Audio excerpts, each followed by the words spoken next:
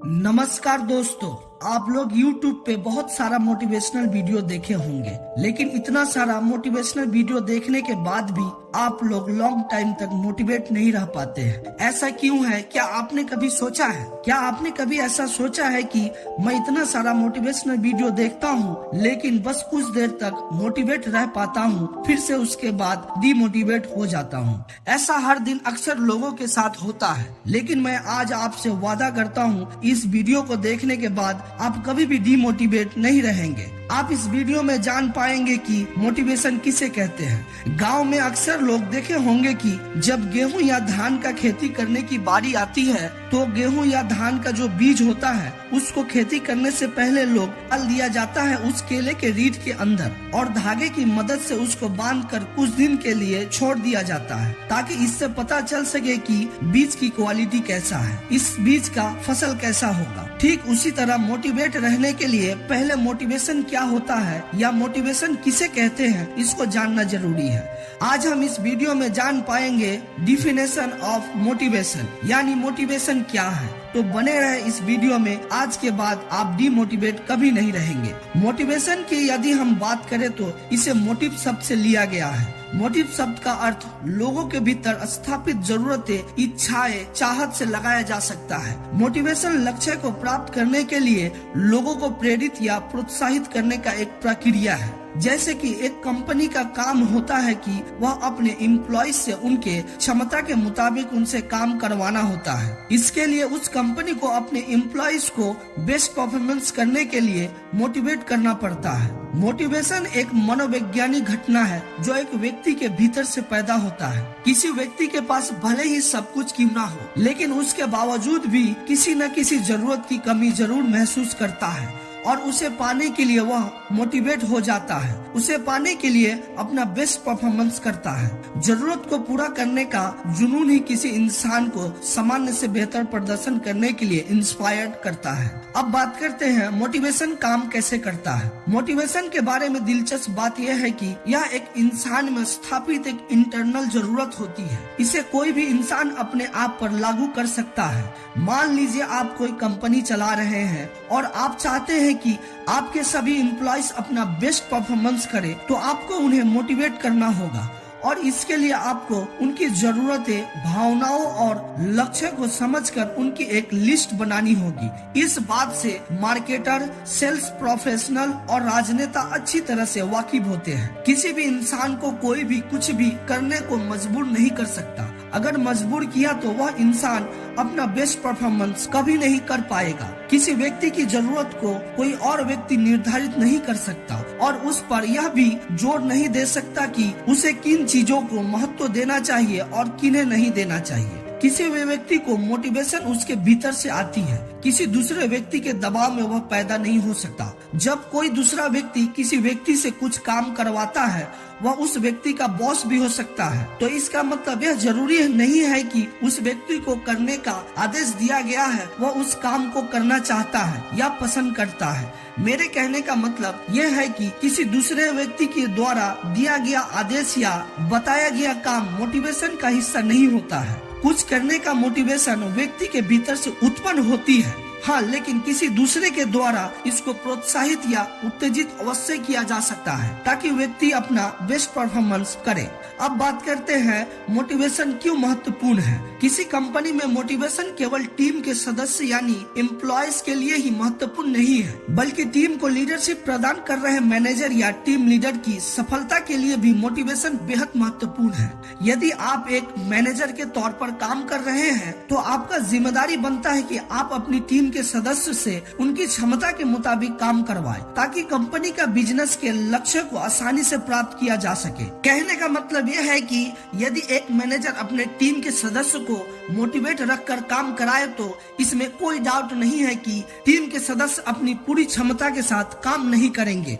वो जरूर करेंगे, जिससे मैनेजर को भी प्रमोशन मिलने में आसानी होगी। अक्सर कंपनी ऐसे लोगों को आसानी से प्रमोशन दे देती है जो अपनी टीम के साथ अच्छे ढंग से काम करने में सफल होते हैं। मोटिवेशन के माध्यम से एक इंसान की काम का जो क्षमता होती है उसको बढ़ाया जा सकता है। यह इसलिए क्योंकि उस काम को वह इंसान पूरा करना चाहता है। अब बात करते हैं मोटिवेशन की विशेषताएं। हमने इस वीडियो में मोटिवेशन की 5 विशेषताएं पर बात की है। नंबर 1, मोटिवेशन एक इंटरनल इमोशन है जो किसी पर्सन को अपना बेस्ट परफॉर्मेंस करने के लिए इंस्पायर्ड करती है। नंबर 2, किसी पर्सन की नीड इमोशंस विशेष उस पर्सन को कोई विशेष कार्य करने के लिए प्रोत्साहित करती है। नंबर 3, पर्सन की डिससेटिस्फाइड नीड्स उसके प्रदर्शन में गिरावट कर सकती है। नंबर 4, मोटिवेशन प्रोसेस में कोई पर्सन अपनी डिससेटिस्फाइड नीड्स को पूरा करने के लिए दुगनी शक्ति से आगे बढ़ता है। नंबर 5, मोटिवेशन के माध्यम से किसी पर्सन में स्थापित इनएक्टिव एनर्जी एक्टिव एनर्जी में तब्दील हो जाती है। अब बात करते हैं मोटिवेशन की कितने प्रकार होते हैं। Number 1, achievement motivation. अचीवमेंट का अर्थ है कुछ हासिल करना। जब आप किसी स्पेसिफिक ऑब्जेक्टिव की प्राप्ति के लिए इंस्पायर्ड रहते हैं तो यह इंस्पिरेशन अचीवमेंट मोटिवेशन कहलाती है। यहाँ पर व्यक्ति को पुरस्कार प्राप्त करने के लिए नहीं बल्कि अपने किसी स्पेसिफिक ऑब्जेक्टिव को पूरा करने के लिए जी तोड़ मेहनत करता है, क्योंकि वह उस लक्ष्य को हर हाल में प्राप्त करना चाहता है। मोटिवेशन का यह प्रकार इंटरनल मोटिवेशन का एक बेहतरीन उदाहरण है। Number 2, power motivation. एक कंपनी में कई इंपॉर्टेंट पोस्ट होते हैं। जब आप अपने करेंट पोस्ट से खुश ना होकर किसी कंपनी में और बड़ा बनना चाहते हैं और अपनी उस चाहत को पूरा करने के लिए हर संभव जी तोड़ मेहनत करते हैं तो यह पावर मोटिवेशन कहलाती है। वह इसलिए क्योंकि आप जो जी तोड़ मेहनत कर रहे हैं वह इसलिए कर रहे हैं ताकि आप किसी कंपनी में और अधिक ताकतवर बन पाए।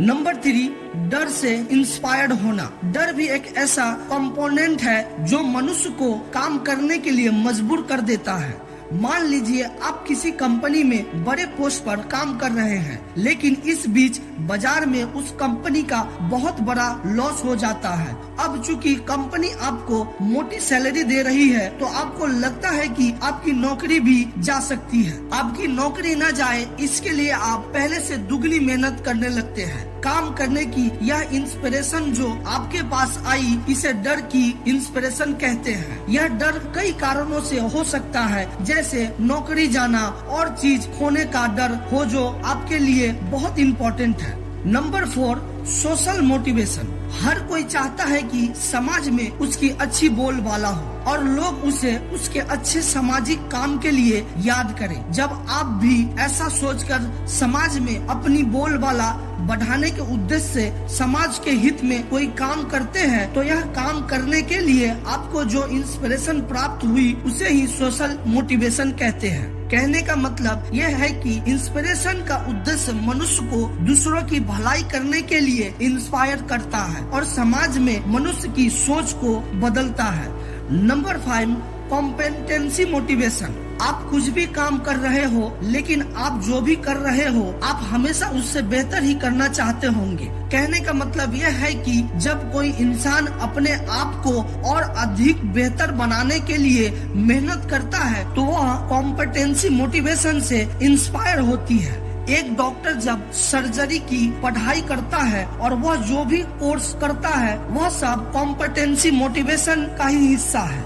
Number 6, attitude motivation. जब आप अपने अड़ोस पड़ोस या समाज में कोई बुराई देखते हैं लेकिन लोगों को यह बुराई नहीं बल्कि यह परंपरा लगती है जिसे वह वर्षों से निभाते आ रहे हैं, ऐसे में यदि आप उस बुराई के प्रति लोगों की धारणा और विचार को बदलने के लिए जब आप मेहनत करने लगते हैं तो हम कह सकते हैं कि आप एटीट्यूड मोटिवेशन से इंस्पायर होकर ऐसा कर रहे हैं।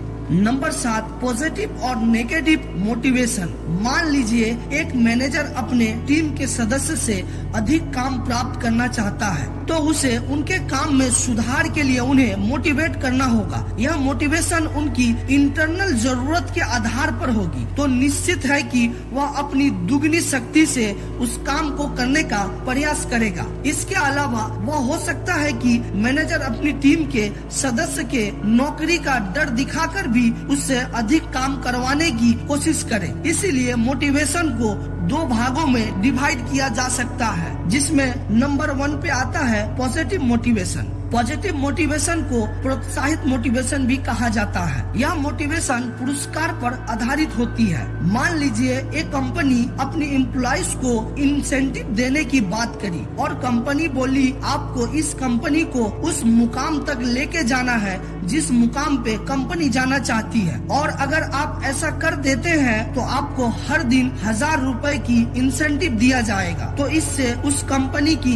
एम्प्लॉइज के अंदर एक पॉजिटिव मोटिवेशन पैदा होगी और वह अपने बेस्ट परफॉर्मेंस से उस कंपनी के लिए काम करेगा। ठीक उसी तरह अगर आप हर दिन कुछ सीखने के मकसद से अगर कोई मोटिवेशनल वीडियो देखते हैं और अपने आप पे उसको अप्लाई करते हैं तो आप में भी एक पॉजिटिव मोटिवेशन पैदा होगा और आप भी मोटिवेट रहेंगे, क्योंकि निगेटिव मोटिवेशन आपको डिमोटिवेट करता है। अगर आपको लॉन्ग टाइम तक मोटिवेट रहना है तो आपको एक रूटीन बनाना पड़ेगा कि मैं एक ही वीडियो देखूंगा लेकिन उसमें से कुछ ना कुछ अच्छी बात सीखूंगा जो मुझे लॉन्ग टाइम तक मोटिवेट रख सके। ऐसा अगर आप हर दिन करते हैं तो आप कभी भी डिमोटिवेट नहीं रहेंगे। इस दुनिया में जितने भी सक्सेसफुल लोग हैं वो हर दिन कुछ ना कुछ नया सीखते हैं और अपने आप पे अप्लाई करते हैं। एग्जाम्पल के लिए Bill Gates, Warren Buffett, mark Zuckerberg, Elon Musk, ये सारे लोग हर दिन मोटिवेट रहने के लिए बुक्स पढ़ते हैं और आज दुनिया के लिए इंस्पिरेशन है।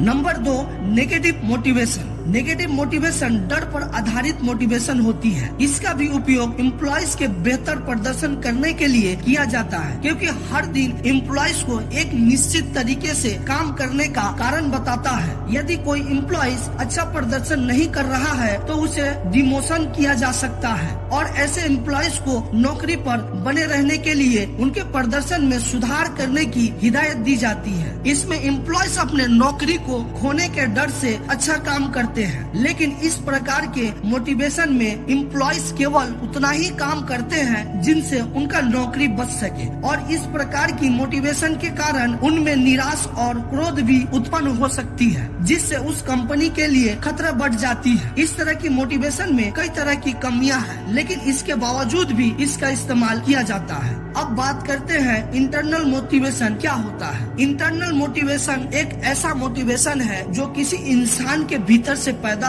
होता है। इस तरह का मोटिवेशन किसी दूसरे इंसान के वजह से नहीं आती है, बल्कि किसी काम को करने के लिए वह इंसान खुद इंस्पायर्ड होता है। लेकिन इंटरनल इंस्पिरेशन जो किसी इंसान के अंदर पैदा होता है वह उस इंसान का पर्सनल संस्कार के आधार पर होती है। यह अलग बात है कि उस समय उस काम को करने को उसे कोई नहीं कह रहा होता है, उसके अंदर से आवाज आती है और वह उस काम को करने के लिए निकल पड़ता है। यदि आप कहीं पर रोज जाकर गरीबों में भोजन बांटते हैं तो यह एक इंटरनल मोटिवेशन का ही उदाहरण है। अब बात करते हैं एक्सटर्नल मोटिवेशन की। जब कोई व्यक्ति पैसे कमाने के लिए या फिर बाहरी लोगों से प्रशंसा पाने के लिए कोई काम कर रहा होता है तो इसे एक्सटर्नल मोटिवेशन कह सकते हैं। कहने का मतलब यह है कि एक्सटर्नल इंस्पिरेशन इंसान को अपने गोल को अचीव करने के लिए इंस्पायर्ड करती है। उम्मीद करते हैं यह वीडियो आप लोगों को अच्छी लगी होगी। अगर आपको वीडियो अच्छी लगी तो कमेंट में जरूर बताएं, लाइक करें और दूसरों तक शेयर जरूर करें। इसी तरह की मोटिवेशनल वीडियो के लिए मेरे इस चैनल को सब्सक्राइब जरूर करें। धन्यवाद।